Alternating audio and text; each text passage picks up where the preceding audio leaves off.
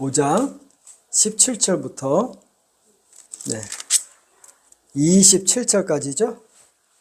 17절부터 27절 찾으셨으면 하나님의 말씀을 받으시기 바랍니다. 17절부터 27절 볼지어다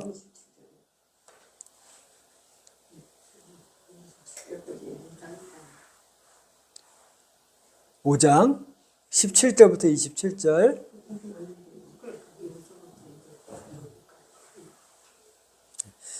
볼지어다 하나님께 징계받는 자에게는 복이 있나니 그런즉 너는 젖는 자의 징계를 없인 여기지 말지니라. 하나님은 아프시게 하시다가 싸매 주시며 상하게 하시다가 그의 손으로 고치시나니 6가지 환난에서 너를 구원하시며 7가지 환난이라도 그 재앙이 내게 미치지 않게 하시며 기근 때 죽음에서 전쟁 때 칼의 위협에서 너를 구원하실 터인즉 내가 혀의 채찍을 피하여 숨을 수가 있고 멸망이 올 때에도 두려워하지 아니할 것이라. 너는 멸망과 기근을 비웃으며 들짐승을 두려워하지 말라. 들에 있는 돌이 너와 언약을 맺겠고 들짐승이 너와 화목하게 살 것이니라. 내가 내 장막의 평안함을 알고 내 우리를 살펴도 잃은 것이 없을 것이며 내 자손이 많아지며 내 후손이 땅의 풀과 같이 될 줄을 내가 알 것이라. 내가 장수하다가 무덤에 이르리니 마치 곡식단을 제때에 들어 올림 같으니라. 볼지어다 우리가 연구한 바가 이와 같으니 너는 들어보아라. 그러면 네가 알리라. 아멘. 욥기서 5장은 욥의 고난에 대한 세 친구 중에 한 사람인 엘리바스가 계속 욥에게 말하는 내용입니다. 17절을 보시면 볼지어다 하나님께 징계받는 자에게는 뭐가 있도다? 복이 있나니. 징계받는 자는 복이 있나니 그런지 너는 전능자의 징계를 없인 여기지 말지니라. 아멘. 이 말을 원문의 그 직역대로 설명하면 이렇습니다.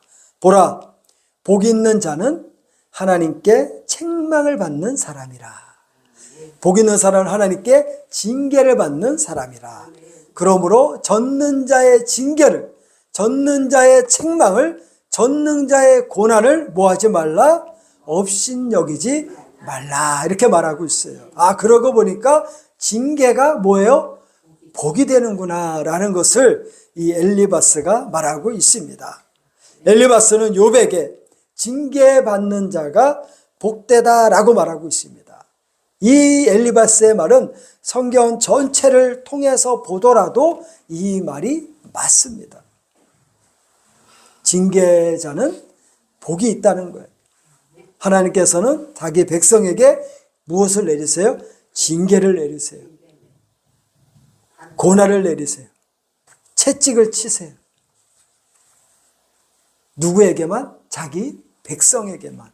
그래서 징계가 믿는 자에게는 복이 된다라고 우리가 받을 수가 있습니다.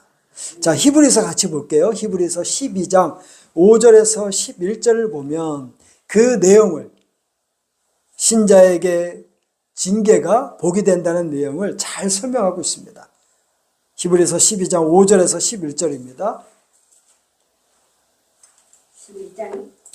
12장. 히브리서 12장 5절에서 11절.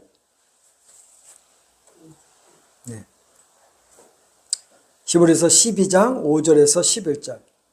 다 찾으셨죠?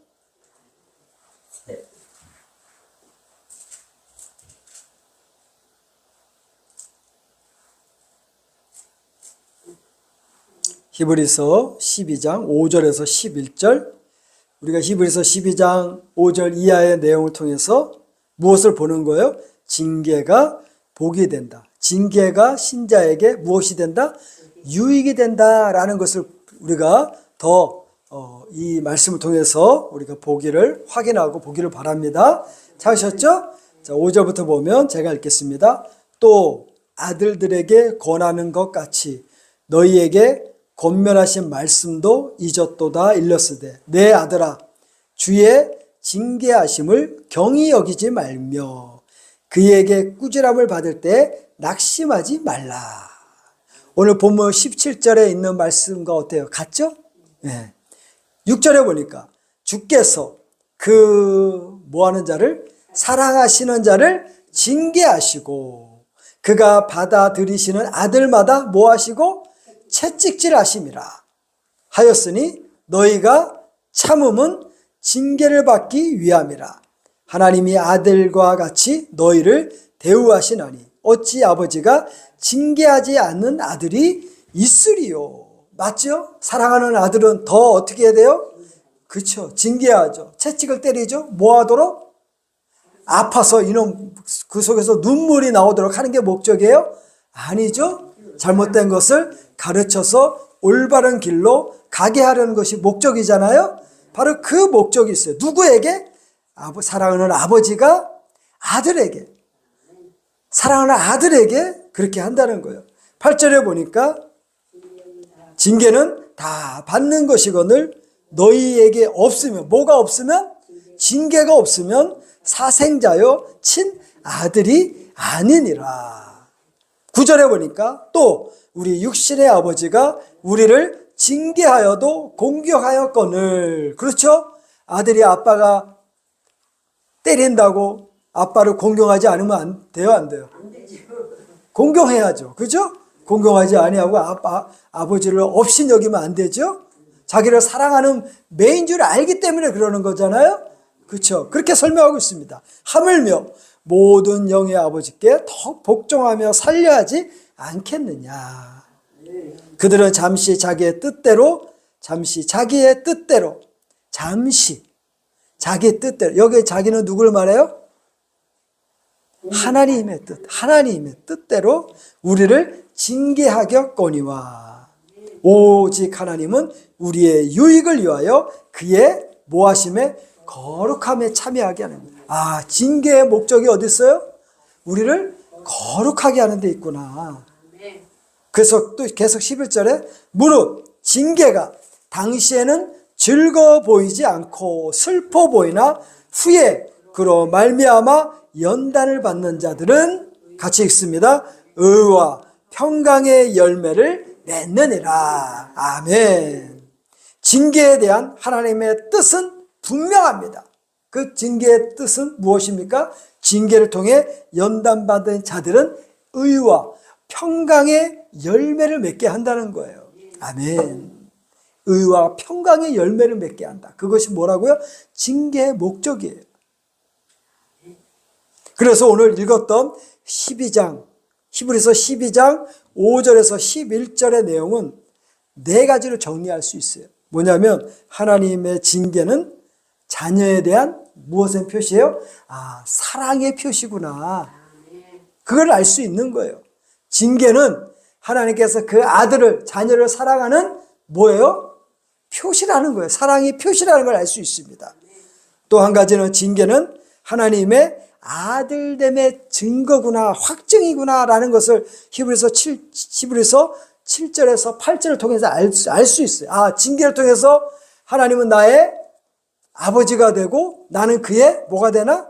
자녀, 아들이 됨을 확인한다는 거예요. 세 번째는 징계는 거룩함과 성숙을 이끌어요. 그래서 11절에 보니까 의와 평강의 열매를 맺게 한다라고 설명하고 있어요. 그러니까 고난의 목적은, 고난은 거기에 무엇이 담겨 있습니까? 하나님의 뜻하신 목적이 있다는 거예요.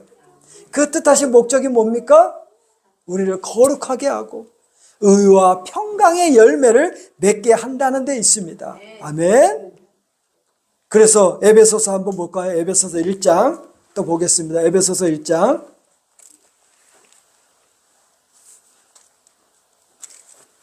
에베소서 1장.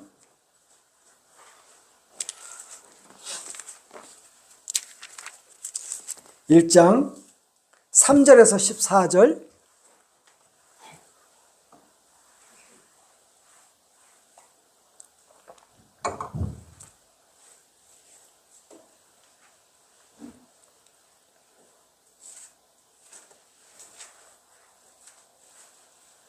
하나님의 징계는 자녀에 대한 아버지의 사랑의 표시이며 또 그 징계를 통해서 아버지가 우리의 하나님이 되시고 나는 그의 자녀가 됨을 확증하며 또 그 징계의 목적은 우리를 성숙과 거룩함으로 이끈다.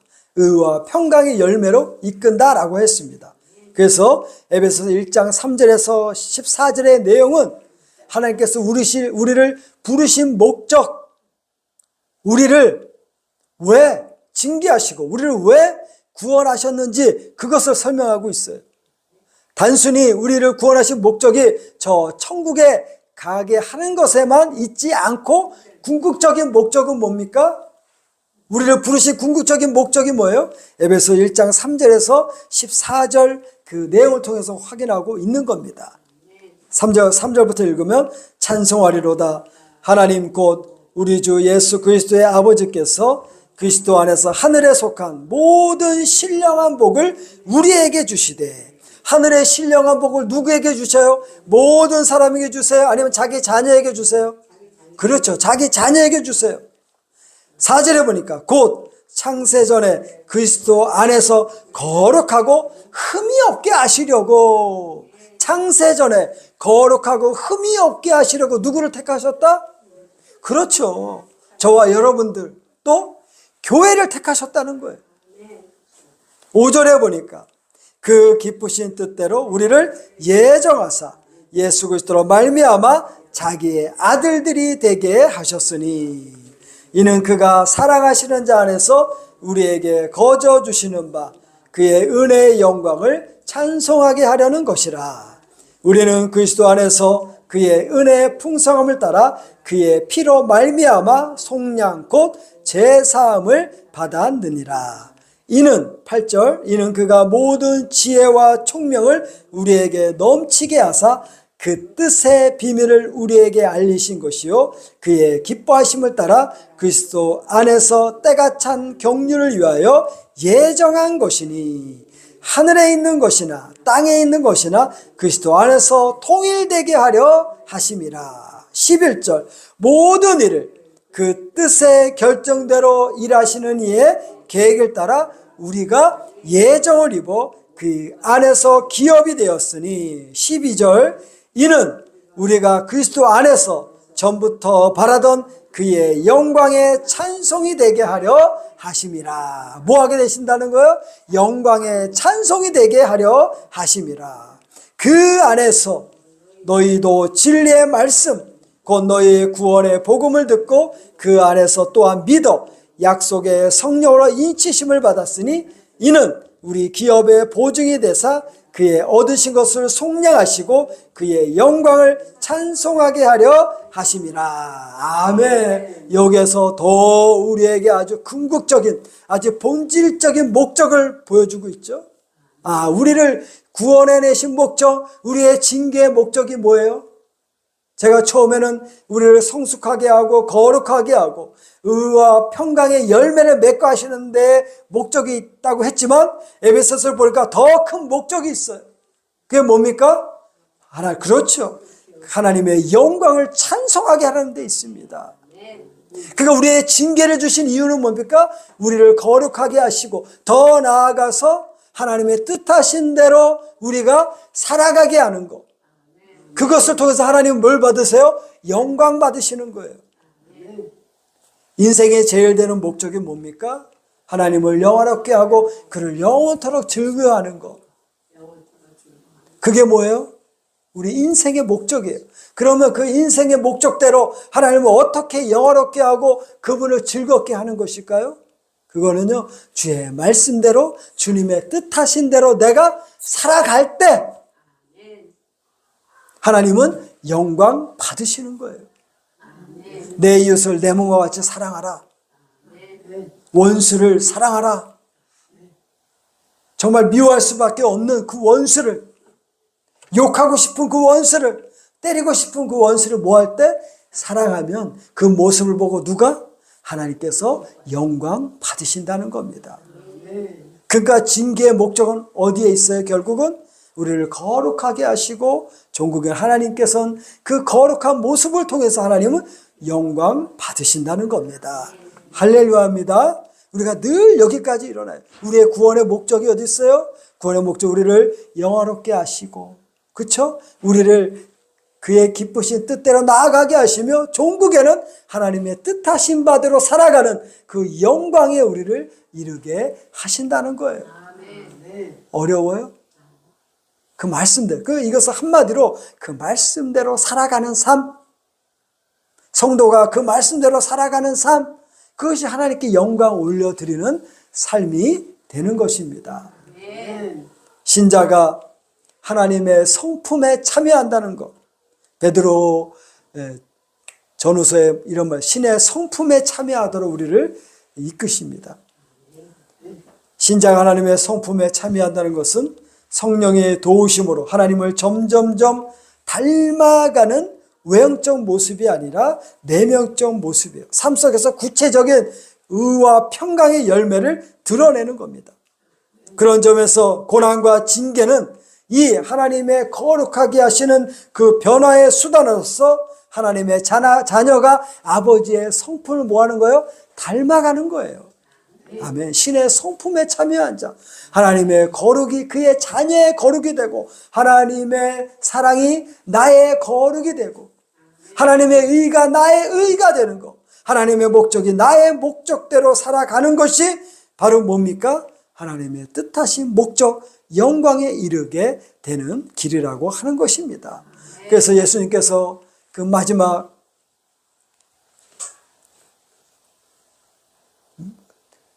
동산에 올라서 뭐라고 기도하셨습니까? 마지막 피가 땀방울이 핏방울이 되도록 기도하면서 뭐라고 기도했어요? 이 잔을 내게서 멀리하게 해옵소서. 그렇죠? 그러나 하나님의 뜻이라면 아버지 뜻대로 하겠습니다 라고 하는 그 고백이 바로 주님께서 이 모든 하나님의 뜻을 이루시는 그 내용이 우리에게 들려져 있다고 하는 것입니다. 그러므로 하나님의 징계는 단순한 형벌이 아니에요. 이것은 우리를 거룩하게 하는 성화의 도구로서 하나님의 사랑을 우리에게 나타내 보이려는 실제적인 말씀이라는 것을 우리가 기억해야 합니다. 이 징계는 궁극적으로 구원에서 벗어나게 하지 않으며 신자를 더욱더 하나님의 형상을 닮도록 이끌어 준다는 겁니다. 그러므로 징계 앞에, 때로는 고난 앞에 낙심하지 말고 약해진 손과 무릎을 다시 일으켜 올려야 할 것입니다. 히브리서 12장 12절과 13절 읽었지만 제가 다시 한번 읽어드릴게요. 찾지 마시고, 그러므로 피곤한 손과 연약한 무릎을 일으켜 세우고. 왜 피곤한 손과 연약한 무릎입니까? 징계 때문에. 그 징계로 인해 연약하고 피곤한 손, 이렇게 표현하고 있어요.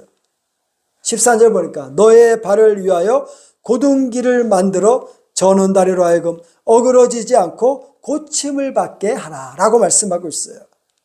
결론적으로 다시 말씀드리면 고난 중에 낙심하지 말고 다시 일어서라 라고 하는 하나님의 사랑의 말씀이 되는 겁니다. 고난 중에, 징계 중에 여러분 우리가 좌절하지 않고 살아계신 아버지의 손길을 깨달아하는 우리 모두가 되기를 바랍니다. 갈비는 이 구절에서 징계는 너를 망하게 하려는 것이 아니라 너를 더욱 강하게 하려는 하나님의 손길이다 라고 말씀하고 있어요. 고난은 너를 약하게 하는 것이 아니라 너를 더 뭐하게 하시려는 하나님의 손길, 너를 더 강하게 단단하게 하려는 하나님의 손길이다라는 것입니다. 그러니까 고난이 신자에게 뭐예요? 복이고 유익이죠. 고난은 힘들어요. 고난이 안 왔으면 좋겠어요.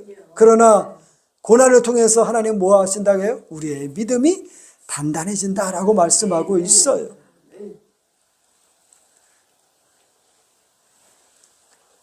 또 이 징계 앞에 우리는 늘 나 한 사람, 한 개체로 생각하는 것이 아니라 늘 공동체적으로 항상 생각해야 돼요.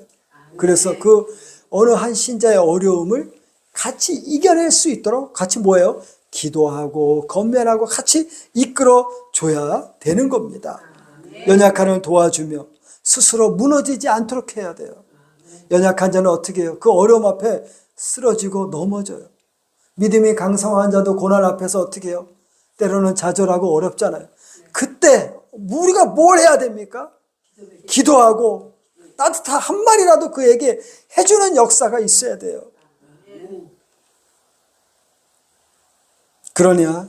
그러나 17절에 엘리바스는 뭐라고 말합니까? 오늘 본문 17절 보세요. 본문 17절. 그런데 엘리바스는 뭐라고 말합니까?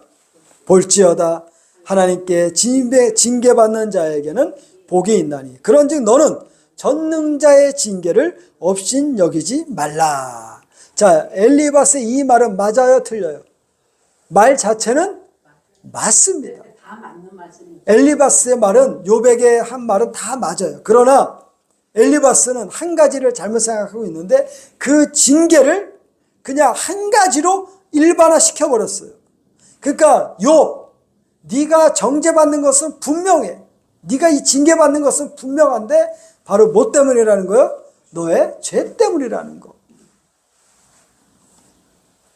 징계는 언제나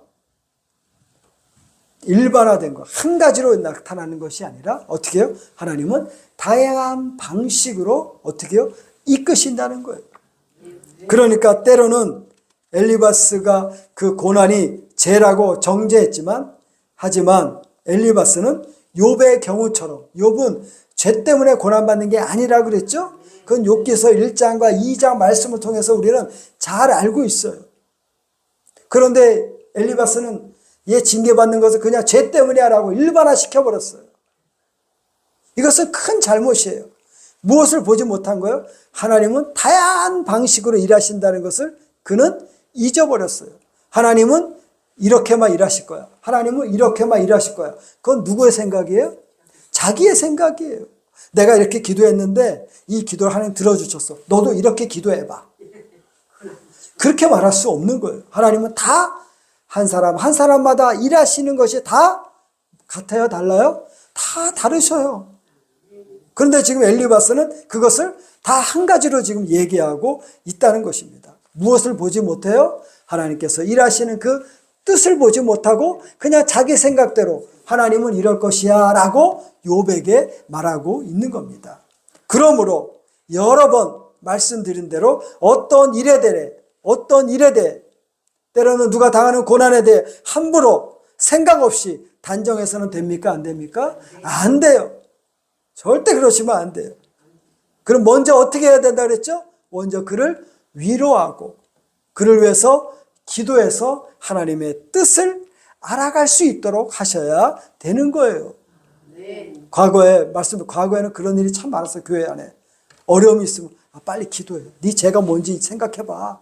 마치 엘리바스처럼 똑같이 그런 일들이 교회 안에 있었어요. 엘리바스와 똑같어요. 저도 그랬어요.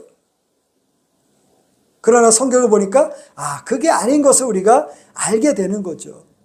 그러면 우리가 이 사실을 알게 되었으니 우리가 어떠한 일에 대해서 함부로 정의 내리지 않고 무엇을 해야 돼요? 기도하면서 하나님의 뜻을 간구해야 됩니다. 사도행전에 보면 하나님께서 바울에게 역사하신 내용이 있어요. 그에게 환상을 보여주셨어요. 그러면 그것이 어떻게 해요? 하나님 뜻이에요? 아니에요? 하나님의 뜻이죠. 그런데 하나님의 그 환상을 보았음에도 불구하고 바울은 바로 행동하지 않았어요. 뭐 했어요? 기도했어요. 하나님의 뜻이 무엇인지 그는 생각했어요. 환상 봤으니까 이것이 하나님의 뜻이야 라고 그의 발걸음을 바로 옮기지 않았다는 거예요. 바울조차, 이방인의 사도로 부름받은 바울조차 그 환상을 봤음에도 불구하고 그것을 그냥 단편적으로 하나님 뜻이니까 내가 이렇게 해야지 라고 생각하지 아니하고 기도하고 또 생각하고 살피고 하는 역사가 있었다라는 겁니다. 여러분 때로 꿈을 꾸고 그것이 큰 의미를 갖는다고 생각하지만 함부로 생각해서는 안 돼요. 그것이 무엇인 뜻인지 생각할 수 있어야 돼요. 그리고 그렇게 환상을 주신 결국 궁극적인 목적은 뭡니까? 궁극적인 목적이 뭐예요? 하나님의 영광이에요. 하나님의 뜻을 드러내는 데 있는 거예요. 그렇지 않으면 다 가짜예요. 환상을 통해서 누가 잘 되고 누가 뭐 하고 네 인생이 잘 되고 그런 목적이 아니에요. 하나님의 보여주신다면 그 목적은 누구에게 올려야 돼요? 하나님께로 가자. 늘 하나님께로 찾아가야 돼요. 기도했는데 하나님 응답을 주셨어. 그렇죠? 그것이 정말 하나님의 응답인지 내가 기도했잖아요. 근데 그 기도가 들어졌어. 그럼 정말 이 기도의 응답이 하나님의 뜻인지 뭐 하셔야 돼요? 생각하고 기도하셔야 돼요. 그냥 받았으니까 그래. 그것이 아니라 하나님의 응답 주시고 그랬다면 그것을 어떻게 해요? 하나님께 다시 올려드리는 방식으로 하나님의 뜻하시고 하나님의 목적하신 대로 나아가야 돼요. 그렇지 않으면 어떻게 돼요? 다 그것은 나를 위한 기도가 될 수밖에 없다는 것을 아셔야 돼요. 우리는 늘 누구를 생각해야 됩니까? 하나님을 생각해야 돼요. 엘리바스가 징계를 통해서 그는 그 징계를 그 죄 때문이라고 그냥 단정적었어요. 그렇게 함부로 말해서는 안 돼요. 생각하고 살피고 기도해서 하나님의 뜻을 이루는 역사가 있어야 할 것입니다. 성경을 보더라도 그래요. 고난의 원인은 징계일 수도 있고 시험일 수도 있고 성장의 도구일 수도 있고 때때로 그 목적은 늘 하나님의 영광을 드러내는 도구라는 것을 우리가 늘 기억해야 하는 것입니다. 분명한 것은 있죠. 하나님은 죄를 미워하시고 죄인을 징계하십니다. 그 죄는 절대 그냥 사라지지 않아요. 죄는 반드시 그 결과를 받아야 됩니다. 그러나 모든 고난이 징계가 아니며 하나님의 뜻은 뭐하다? 다양하다라는 것을 깨달아 알기를 바랍니다. 그래서 욥기서 42장 7절에 보면 이렇게 말합니다. 하나님께서 이런 말씀하시는데 여호와께서 욥에게 이 말씀을 하신 후에 여호와께서 잘 들어요. 욥기서 42장 7절에요. 여호와께서 대만 사람 엘리바스에게 이르되 누구에게? 찾지 마세요. 42장 한참 뒤에 가서 엘리바스에게 이르되 내가 너와 내 두 친구 욥의 세 친구가 욥을 찾아왔었죠. 노하노니 이는 너희가 나를 가리켜 말한 것이 내 종 욥의 말같이 옳지 못하다라고 분명히 말하고 있어요. 아멘. 엘리바스의 그 증언들이 뭐하다? 옳지 않다라고 하나님이 말씀하고 있다는 거예요. 이런 이해 속에서 우리가 욥의 고난을 보시길 바랍니다. 욥의 고난은 누구의 고난입니까? 의인이 당하는 고난을 보고 있어요. 의인이 당하는 고난이에요. 그것을 보여야 돼요. 왜 의인이 고난을 당합니까? 그를 통해서 하나님 영광 받으시고 욥의 그 인생이 하나님께 뜻하신 목적대로 살아가는 이유가 된다는 겁니다. 이런 이해는 개혁신앙 전통에서도 잘 정리되어 있습니다. 웨스트민스터 신앙 고백서에 보면 이렇게 말합니다. 때때로 의로운 하나님에 따라 그분의 자녀들이 여러 시험에 빠지게 되고 그들로 하여금 그 속에 있는 죄를 깨닫게 하시고 교만을 꺾게 하시며 그들이 하나님께 더욱 전적으로 의존하게 하시는데 목적이 있다라는 겁니다. 아멘. 고난의 목적이 뭐예요?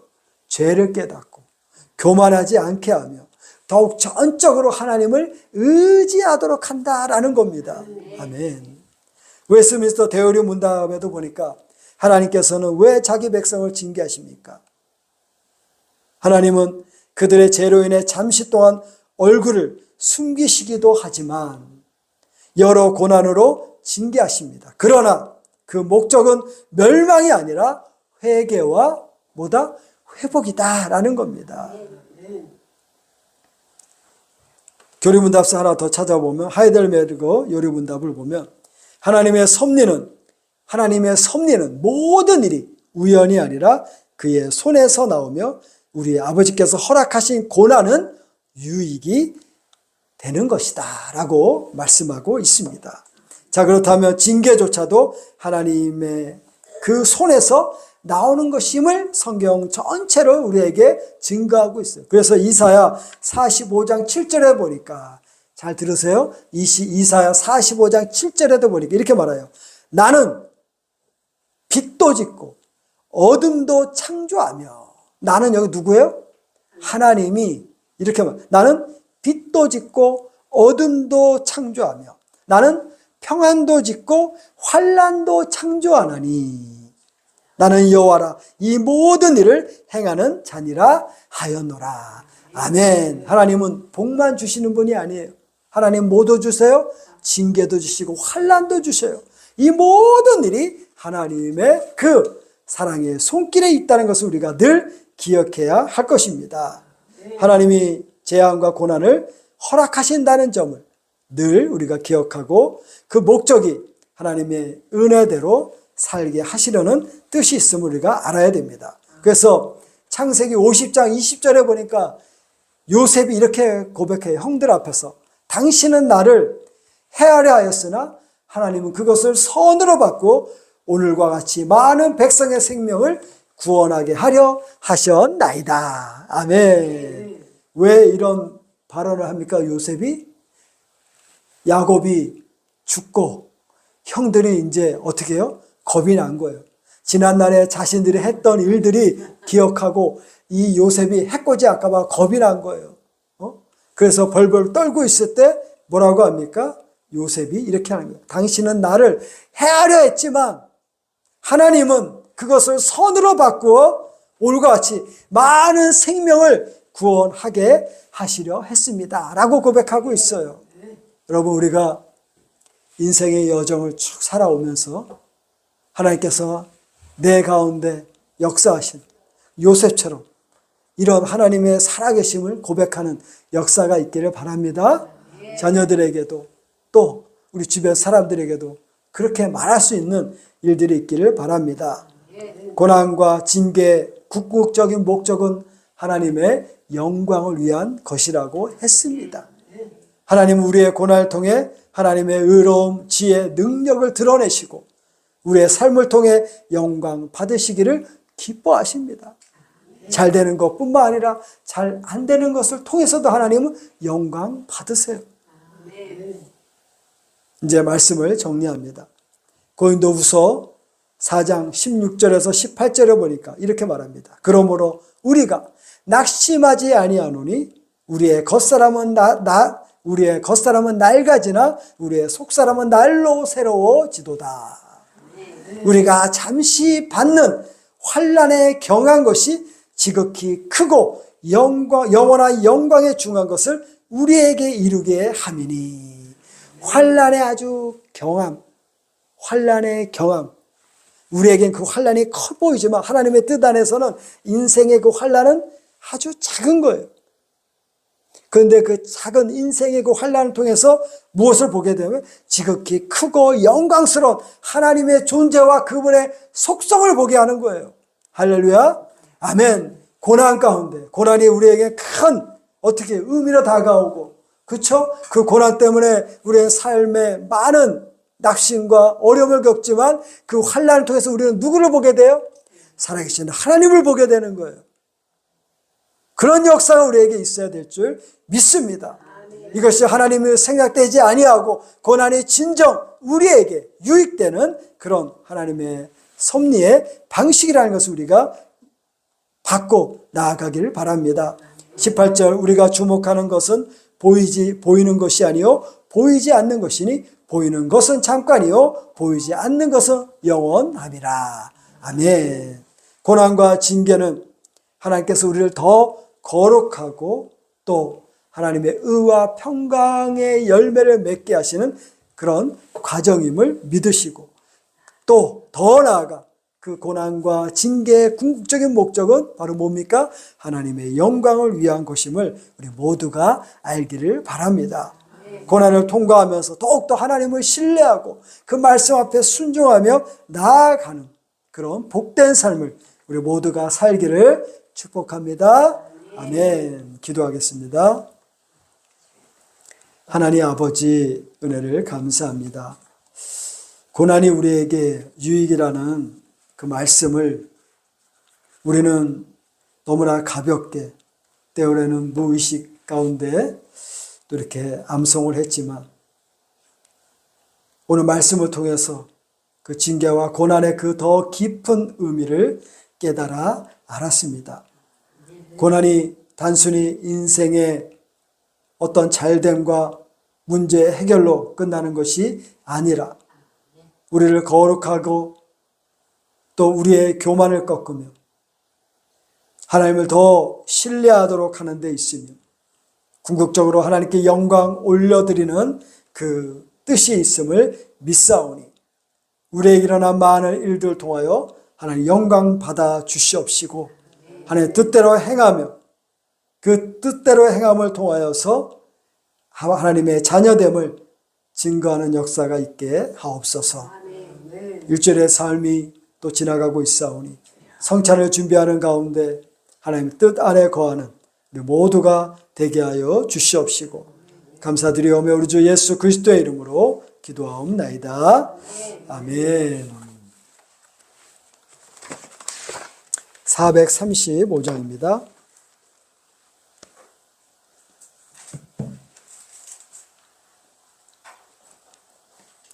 (435장)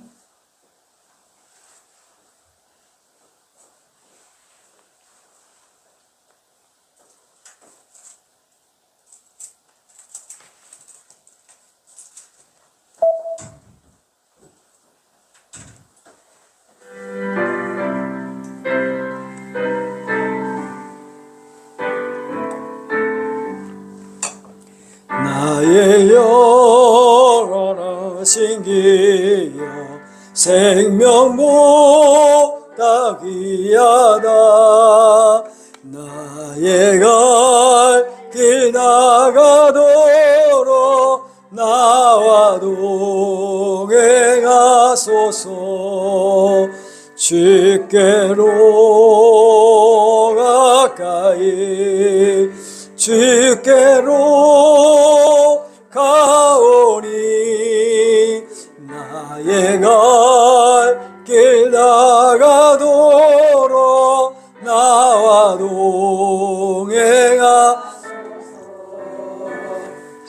상북이 아니란가 모든 명예 버리고 험한 길을 가는 동안 나와 동행하소서.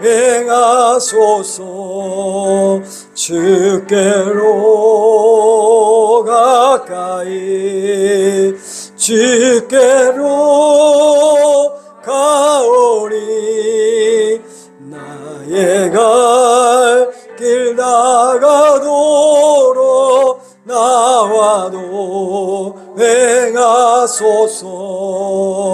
모든 골짝 지나가며 험한 바다 건너서 정금물에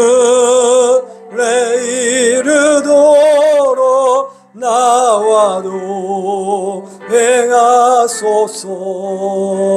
주께로 가까이 주께로 가오니 나의 갈 길 나가도록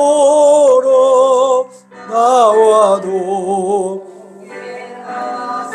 동행하소서. 아멘. 하늘에 계신 우리 아버지여, 이름이 거룩히 여김을 받으시오며 나라에 임하옵시며 뜻이 하늘에서 이룬 것 같이 땅에서도 이루어지이다. 오늘날 우리에게 일용할 양식을 주옵시고 우리가 우리에게 죄 지은 자를 사하여 준 것 같이 우리의 죄를 사하여 주옵시고 우리를 시험에 들게 하지 마옵시고 다만 악에서 구하옵소서. 대개 나라와 권세와 영광이 아버지께 영원히 있사옵나이다. 아멘.